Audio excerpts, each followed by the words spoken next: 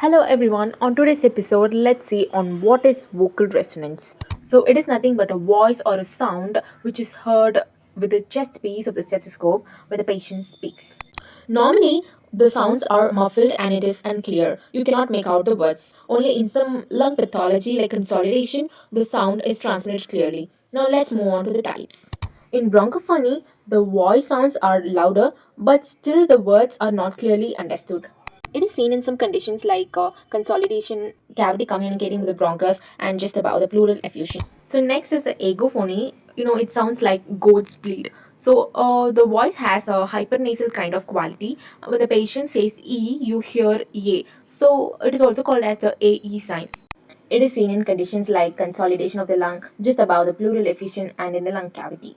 Next is the whispering pectoraliqui. Here the patient whispers and you hear the whisper clearly and distinctly. The individual syllables are also heard without any distortion. And if you ask me why, the solid lung transmit even low volume sounds, okay? And it is seen in conditions like mnemonic consolidation.